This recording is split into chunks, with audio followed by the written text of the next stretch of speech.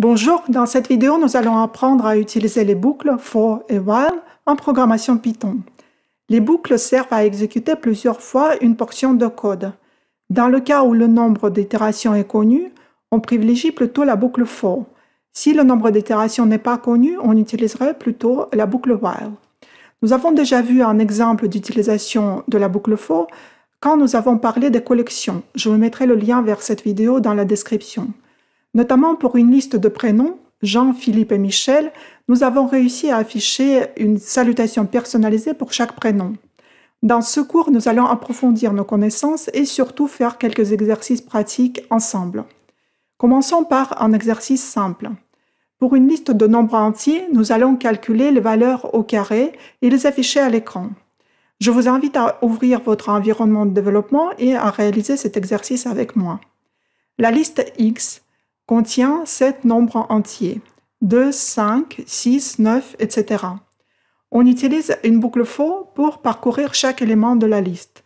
Pour cela, on écrit for xi in x, où xi correspond à un élément de la boucle à chaque itération, en commençant du premier élément, 2, jusqu'au dernier, 25. À l'intérieur de la boucle, calculons le carré de l'élément courant. Pour cela, je crée une nouvelle variable xi squared qui correspond à la valeur xi au carré. En Python, le symbole de 2 étoiles signifie la puissance. Xi 2 étoiles 2 veut dire xi à la puissance 2. Ensuite, on affiche le résultat obtenu avec la commande print. Xi au carré égale xi squared. Quand on exécute notre programme, on affiche à l'écran la valeur au carré de chaque nombre dans la liste initiale. Python permet une écriture compacte d'une boucle quand on souhaite faire un calcul simple, comme le carré par exemple de chaque élément de la liste, et puis enregistrer le résultat dans une autre liste. On va modifier notre code pour réaliser une forme compacte. Supprimons toutes les lignes, sauf la structure initiale de la boucle, for xi in x. Introduisons une nouvelle variable, xi squared, qui sera une liste avec les valeurs au carré. Puisque c'est une liste, on ouvre un crochet et on écrit le calcul à faire sur les éléments xi de la boucle for. Dans notre cas, c'est xi au carré. Puis on garde la structure de la boucle for et on ferme le crochet. En dernière ligne, affichons le contenu de la variable xi squared avec la commande print. On obtient bien les valeurs au carré sous forme d'une liste. Vous voyez ici 2 solutions possibles de cet exercice. La forme compacte est très spécifique au langage Python. Elle est préférable à la première solution avec une boucle for standard. On dit que cette forme compacte est pythonesque, car elle est conforme à la philosophie générale du langage Python, à savoir produire du code concis et lisible.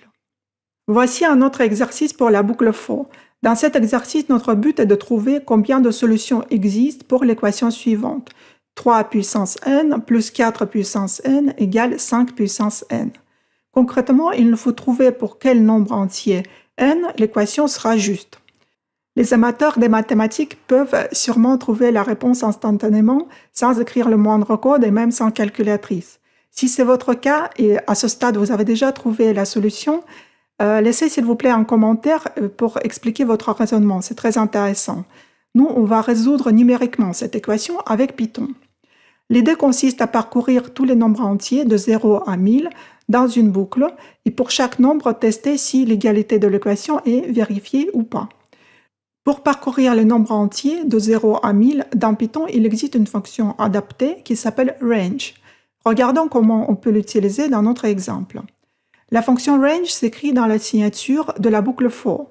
For n in range, et puis en paramètre, on indique les bornes de l'intervalle souhaité, par exemple de 0 à 10. Si on exécute ce code, on voit que la limite supérieure 10 n'est pas prise en compte. La fonction range génère une série de nombres strictement inférieurs au dernier chiffre. Si on veut afficher les nombres de 0 à 10 inclus, il faut indiquer la borne supérieure égale à 11. Dans notre exemple, nous avons besoin de générer les nombres de 0 à 1000. Introduisons des variables pour indiquer les limites de l'intervalle n. N min égale à 0 et n max égale à 1000. Écrivons une boucle for en introduisant la fonction range. Pour la borne supérieure, on va indiquer n max plus 1 pour que 1000 soit inclus dans la boucle. À l'intérieur de la boucle, il faut tester l'égalité de l'équation pour savoir si chaque n est une solution de cette équation ou pas. Je vous propose de créer une variable booléenne nommée isSolution qui représente le résultat du test. Elle est vraie si n est une solution de l'équation et fausse sinon. Je rappelle que le symbole 2 étoiles signifie la puissance. Le symbole 2 égale est un test d'égalité entre les parties gauche et droite. Le résultat est un booléen qu'on enregistre dans la variable isSolution. Cette façon de nommer les variables booléennes is quelque chose est assez classique en programmation, donc je vais respecter cette tradition. La suite est simple, si n est une solution de l'équation, alors on va afficher sa valeur à l'écran avec la commande print. Exécutons maintenant notre code. On voit qu'il existe une seule solution de l'équation quand n est égal à 2. Voici une solution complète de l'exercice avec le résultat obtenu, n égale à 2. Pour n supérieur à 2, il n'existe aucune autre solution. Nous l'avons testé en Python jusqu'à n égale à 1000. En mathématiques, on peut démontrer que cela reste vrai pour tout entier strictement supérieur à 2 et jusqu'à l'infini. Regardons maintenant la boucle while. Cette boucle est utilisée quand nous souhaitons répéter une portion de code plusieurs fois tant qu'une condition est satisfaite. La syntaxe est simple et intuitive, l'instruction while suivie de la condition qu'on souhaite tester avant chaque itération de la boucle, puis le code à exécuter à l'intérieur de la boucle. Quand on écrit une boucle while, il y a un risque de créer une boucle infinie, que les itérations ne se terminent jamais. Cela peut arriver si la condition reste toujours vraie, quoi qu'il arrive. Il faut alors bien vérifier qu'à l'intérieur de la boucle, il existe des lignes de code qui mettent à jour la condition. Par exemple, regardons comment implémenter une boucle while pour afficher les nombres entiers positifs dans l'ordre tant qu'ils sont strictement inférieurs à 5. Initialisons d'abord la variable n égale à 0. Ensuite, on écrit l'instruction while suivie de la condition n inférieure à 5. À l'intérieur de la boucle, on va afficher la variable n à chaque itération. On voit que dans ce code, la condition n inférieure à 5 reste toujours vraie quoi qu'il arrive, puisque la variable n ne change pas. Elle est toujours égale à 0. Nous avons ainsi créé une boucle infinie. Si on exécute le code, on verra à l'écran l'affichage des zéros qui ne se termine jamais. Donc je vais interrompre ce code. Pour résoudre ce problème, nous avons besoin d'ajouter une ligne supplémentaire dans le code à l'intérieur de la boucle. Cette ligne doit mettre à jour la condition. Dans notre cas, il faut que n augmente de 1 à chaque itération. On écrit alors n égale n plus 1. Maintenant, à l'exécution, tout est affiché correctement. Dès que n dépasse 4, la boucle s'arrête.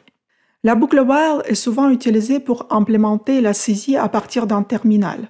Je vous propose d'écrire un code qui invite l'utilisateur à saisir un nombre entier, puis affiche le nombre saisi à l'écran et attend un nombre suivant. Pour terminer le programme, l'utilisateur doit saisir -1.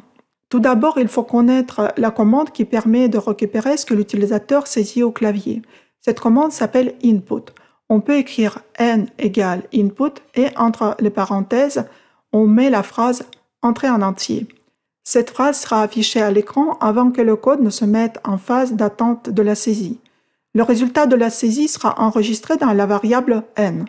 Après la saisie, on peut afficher « Vous avez saisi » et le contenu de la variable n. Exécutons le code. Dans la console, on voit « Entrer en entier ». Le code nous passe la main maintenant. Nous pouvons maintenant faire la saisie dans la console. Je vais saisir le nombre 42 et j'appuie sur la touche Entrée. Le code affiche « Vous avez saisi 42 ». Il est intéressant de savoir le type de la variable n après la saisie. Modifions un peu le code pour que le type soit aussi affiché.